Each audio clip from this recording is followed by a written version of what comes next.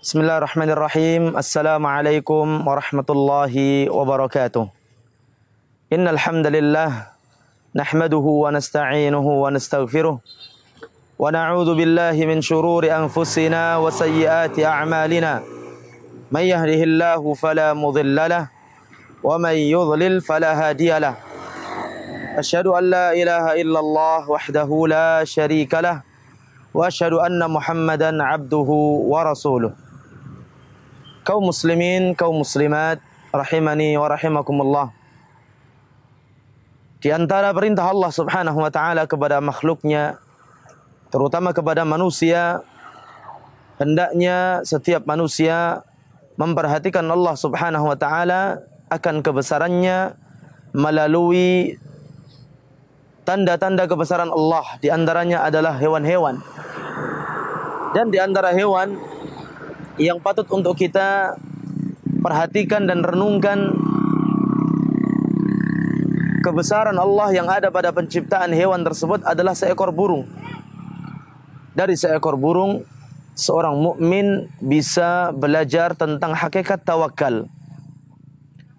Disebutkan di dalam hadis dari sahabat Umar ibn al-Khattab radhiyallahu anhu. Hadis ini dikeluarkan oleh Imam Ibnu Majah, Imam At-Tirmidzi, Imam Ahmad dan yang lainnya. Rasulullah sallallahu alaihi wasallam bersabda, "Lau annakum tatawakkaluna 'ala Allahi haqqa tawakkuli, la razaqakum kama yarzuqut tayr, taghdu himasa wa taruhu bitana."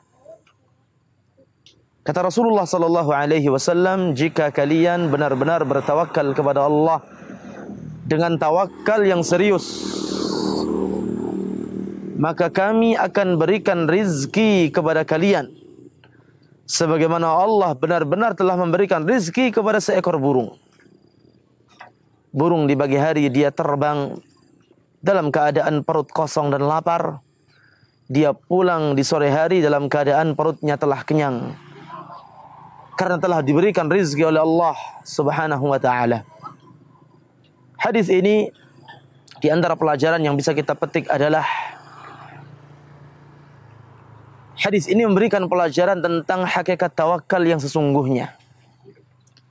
Bahwa seorang mukmin itu seharusnya di dalam setiap kondisi menggantungkan tawakalnya kepada Allah Azza wa Jalla.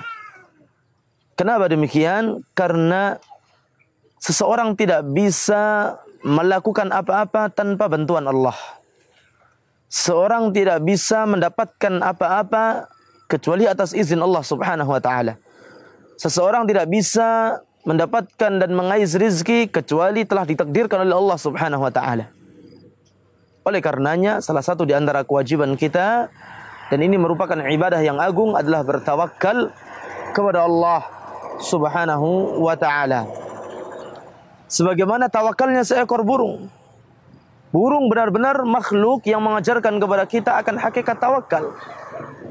Tidaklah ia keluar dari sarangnya untuk mengais rizki kecuali ia gantungkan keberhasilan dalam ia mencari rizki hanya kepada Allah Azza wa Jalla. Ini adalah sebenar-benar tawakal. Oleh karenanya, barang siapa yang benar-benar bertawakal kepada Allah, maka Allah akan berikan jalan keluar. Allah Subhanahu wa taala berfirman dalam Al-Qur'an, "Wa may yattaqillaha yaj'al lahu makhraja wa yarzuqhu min haitsu la yahtasib wa man yatawakkal 'ala Allah fahuwa hasbuh." Barang siapa yang menyandarkan urusannya hanya kepada Allah, yakni ia hanya bertawakal kepada Allah Subhanahu wa taala, maka Allah akan mencukupkan segala keperluan dan segala urusannya untuk orang tersebut. Masya Allah, tabarakallah. Oleh karenanya, Rasulullah sallallahu alaihi wasallam tatkala menyampaikan ayat ini kepada sahabat Abu Dzar Al-Ghifari radhiyallahu anhu, lalu Nabi sallallahu alaihi wasallam mengatakan kepada sahabat Abu Dzar, "Lau anna an-nasa kullahum akhadhu biha lakafathum." Seandainya semua manusia menggantungkan urusannya dengan dua perkara yang disebutkan oleh Allah dalam ayat tadi, Yang pertama, bertakwa kepada Allah. Bertakwa artinya mengerjakan perintah Allah Subhanahu wa taala dengan ilmu, meninggalkan larangan Allah Subhanahu wa taala pun dengan ilmu. Barang siapa yang dia bertakwa, kemudian dia tambahkan ketakwaannya dengan bertawakal kepada Allah, lakafathum, kata Rasulullah, sungguh dua perkara ini akan mencukupi segala kebutuhan dan keperluan dari urusan-urusan orang yang menyandarkan dirinya kepada Allah dengan takwa dan juga bertawakal kepada Allah. Oleh karenanya, kaum muslimin dan muslimat yang dirahmati Allah Subhanahu wa taala, mari kedepankan sikap tawakal. Dan ingat bahwa tawakal adalah ibadah hati yang agung. Ibadah yang ia kalau benar-benar terrealisasi, sungguh pahalanya sangat besar di sisi Allah Subhanahu wa taala. Kemudian jamaah sekalian kaum muslimin rahimani wa rahimakumullah, tawakal artinya tidak menjadikan seseorang malas-malasan. Tawakal bukan berarti kemudian tidak mau berusaha. Tentu ini adalah perkara yang salah. Lihat bagaimana Rasulullah menggambarkan keadaan tawakalnya seekor burung. Apakah burung kemudian malas-malasan, lalu menyandarkan hasilnya dalam kondisi malas-malasan tanpa mengambil sebab? Maka ia tidak akan mendapatkannya.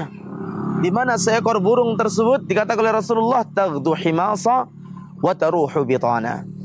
Dia pergi di pagi hari untuk mengais rezeki. Bukankah ini sebab?